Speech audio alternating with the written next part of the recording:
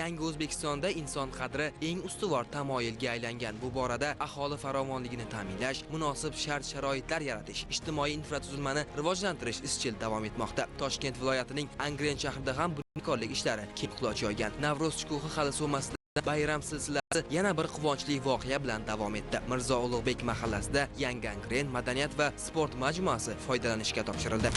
Angren shahrining Mirzo Ulug'bek mahallasida 7000 nafardan ziyod yoshlar istiqomat qiladi. Biroq shu kungacha ularni sport va san'at bilan shug'ullanishlari, kitob o'qishlari, umuman bo'sh vaqtlarini mazmunli o'tkazishlari uchun sharoit yetarli emasdi. Bugun esa vaziyat tubdan o'zgardi. Shahardagi 3-sonli Durkent madaniyat saroyi to'liq rekonstruksiya qilinib, uning o'rnida yangi Angren madaniyat va sport majmuasi barpo etildi. Bu yerda 30 dan ziyod san'at to'garaklari, 10 ga yaqin sport to'garaklari o'z faoliyatini boshlaydi. Natijada esa yoshlarni o'z ustida ishlashlari, barkamol farzand bo'lib yetishishlari uchun yana bir imkoniyat eshigi ochildi.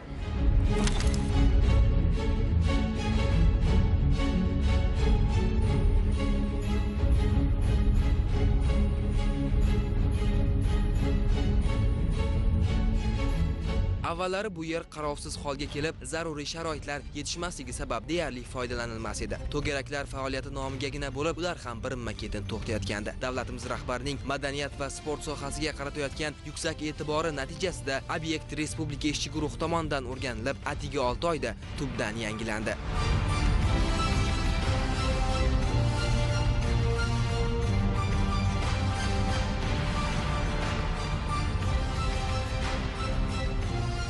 Mana bugungi hayotimiz eng go'zal, eng farovon, eng yaxshi zamonga kelib yashayapmiz. Har qancha shukr qilsak, har qancha minnatdor bo'lsak arziydi.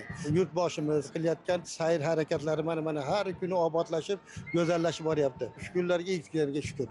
Prezidentimizning tashabbusiga ko'ra shahrimizda Ulug'bek mahalla fuqarolar yig'inida shunday chiroyli majmua bizga tuhfa etilyaptiki, xalqimizning mana shunday madaniyat va sport majmuasidan foydalanayotganlaridan juda ham xursandmiz. Oldingi madaniyat uyini bilan hozirgi qurilgan, bunyod etilgan bu majmuaning orasida juda ham katta farq bor. Oldinlari mana shu zallarimiz sovuq, o'quvchilarimiz uchun, farzandlarimiz uchun sharoitlar yaxshi emas edi. Hozirgi mana bu yangi qurilgan majmuada esa ham keksa avlodlar uchun, ham yoshlarimiz, o'smirlar uchun juda ham sharoitlar yaxshi yaratilgan. Qizlarimiz uchun gimnastika va raqs to'garaklari tashkil etilganini, o'smir yoshlarimiz uchun voleybol, basketbol, sport mashg'ulotlari tashkil etilganini, drama va vokal to'garaklarini tashkil etilganligini ko'rib ko'zim quvondi. Yangi O'zbekistonda demak hamma shaharlarimiz, nafaqat shaharlar, balki chekka qishloqlarimizda ham madaniyat va sport majmualari bo'lishi kerak. Hamma farzandlar, hamma joydagi bolalarimiz, mana yoshlarimiz madaniyat va sport majmualaridagi tashkil etilgan to'garaklardan, o'quv kurslaridan unumli foydalanish. Majmuaning ochilish kuni haqiqiy xalq sayliga aylandi. Atrof muhit obodonlashtirilib, aholining mazmunli dam olishi uchun hozirlandi. Qo'shiq va yallalar yangrab, tinch va farovon hayot uchun shukrona so'zlar aytildi. Prezidentimiz boshlagan islohotlar mamlakatimizda o'z natijasini bera boshladi. Yaqinda Samarqandda Imom Buxoriy majmuasining ochilishi, Toshkentda Islom sivilizatsiyasi markazining ochilishi yoki bo'lmasam Olmaliq mis kombinatining ishga tushirilishi mana shu mamlakatimizda islohotlarning jaddallik bilan amalga oshirilayotganidan dalolat beradi. Qarshimizda turgan yangi Angren majmuasi ishga tushirilyapti. Uzoq vaqtlar bu majmua xarob holatga kelib yotgan edi. Bu yerga hech kim kelmay qo'ygandi. Sababi bino istilmas edi, yoritilmas edi. Bir marta kelgan odam ikkinchi kelishni bu yerga istamas edi. Lekin mana shu qisqa vaqt ichida bu bino ajoyib binoga aylantirildi. Albatta, bunga rahbarlik qilayotgan, soatlarni amalga oshirayotgan Prezidentimizning xizmatlari nihoyatda katta bo'ldi. Agar majmuani kirib aylanadigan bo'lsangiz, lol qolasiz. Bu yerda katta sport zali, majlislar zali, to'garaklar o'tkazish uchun juda ko'p xonalar, u yerda xohlasangiz muzika bilan shug'ullanishingiz mumkin. Chekka o'lkalarga prezidentimiz alohida e'tibor beryaptilar. Chekka qishloqlarga boradigan bo'lsangiz, hozirgi kunda u yerlar yo'llar asfaltlangan, gaz bilan ta'minlangan, suv, yoritish masalalari allaqachonlar bu yerda hal qilib berilgan. Demak, yoshlarimizni o'z iqtidorlarini namoyish qilishlari uchun barcha imkoniyatlar yuzaga keltirildi. Yangi Angren madaniyat va sport majmuasi tantanali ravishda ochilib, mehmonlar yaratilgan imkoniyatlar bilan yaqindan tanishdilar. 31 milliard so'mlik kapital rekonstruksiya natijasida bino zamonaviy qiyofa kasb etdi. 2 qavatdan iborat inshootning birinchi qavatida sport zali, gimnastika xonalari, shuningdek rassomlik va doira to'garaklar uchun maxsus xonalar joylashgan. Bu yerda shug'ullanish uchun barcha imkoniyatlar mavjud bo'lib, fitness va shaping zallari ham zamonaviy jihozlar bilan ta'minlandi. Chin ma'noda O'zbekiston sport mamlakatiga aylanganligi yana bir bor guvoh bo'lib turibmiz. Qolaversa mana yurtboshimiz tomonidan sportga alohida e'tiborlari natijasida yoshlarimizni sport bilan muntazam shug'ullanishiga, qolaversa ommaviylikdan professional sportga o'tishlarida albatta bunday sport infratuzilmalarining o'rni beqiyos. Qolaversa mana kuni kecha jismoniy tarbiya va sport to'g'risida qonunning yangi tahriri qabul qilinishi, o'rda mana shu har bir trenerga, federatsiyalarga, umuman adaptiv sportga, ularga maqom berilishi, ularga keng sharoit yaratilishi alohida demak qonunda belgilab qo'yilgan. Muhtaram prezidentimiz 107-sonli qarori bilan sportni rivojlantirish uchun yangi qulayliklar yaratish uchun 700 milliard yana ajratdilar. Bu albatta biz sport soha vakillarini yaxshi natijalarga erishishga, umuman yoshlarni sportga ko'proq qamrashga, professional sportchilarni sonini oshirishga va natijadorlikni yuksaltirishga xizmat qiladi. Angren shahridagi madaniyat va sport majmuamizda ham 5 ta sport turini jadal rivojlantirishni rejalashtirib oldik. 4 oy oldin juda ham xarob ahvolda edi. Bu albatta sport bilan shug'ullanish uchun noqulayliklar, mana qish kunlarida sovuq bo'lardi. Zamonaviy infratuzilma yaratilganligi nafaqat bugun bu sport bilan shug'ullanish, balkim bugun chin ma'noda O'zbekistonda sport jozibasini ko'rsatishga ham xizmat qiladi.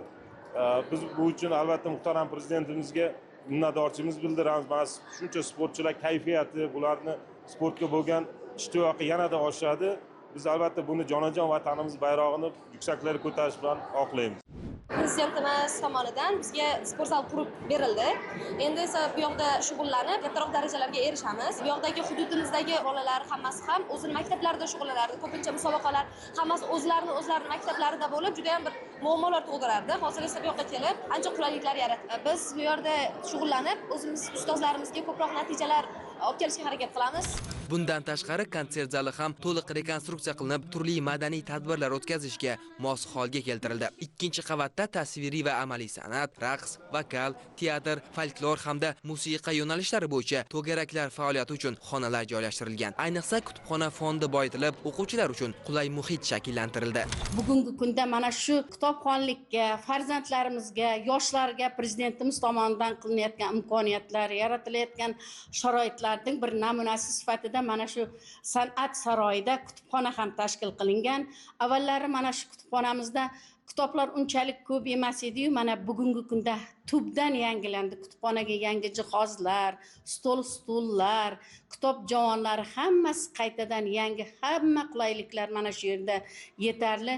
Kitoblarimiz hozirgi kunda aynan mana shu kutubxonada yangi avlod asri nashrlarida bo'lib, badiiy adabiyotlar, bolalar uchun ertaklar, folklorlar, ma'naviy ma'rifiy adabiyotlar jamlangan 850 ta kitob mana shu yerda jam olgan. Farzandlarimizning komil inson bo'lib, ma'nan yetuk bo'lishida mana shu kitoblarning o'rni beqiyos. Tafakkur mahsuli bo'lgan kitoblar bizning kelajagimiz bo'lgan farzandlarimizning unib o'sishda, kamol topishida katta xizmat qiladi.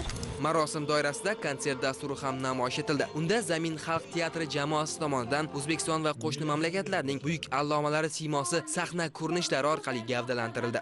O'tgan oyimizda Mirzo Ulug'bek va Navbahor mahallasi uchun yangi guzar ochilgan edi. Yangi mahallalar, yangi bog'lar barpo etilgandi. Endi mana shuni uyg'unligini aks ettirgan holda yangi Angren Dukent madaniyat saroyi barpo etildi. Bu biz o'quvchilarimiz uchun ham juda katta sharoit, imkoniyat.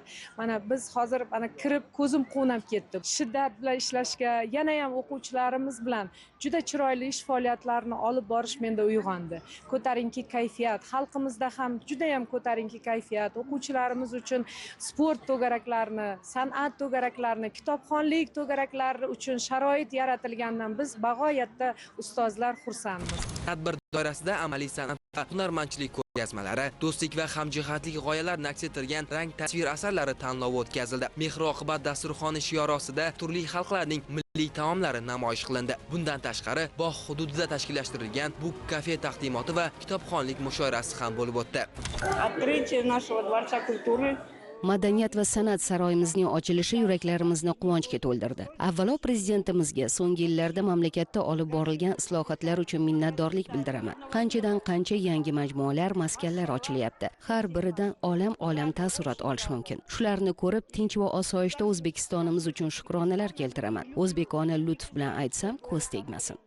Я горда за свой народ, за своего президента.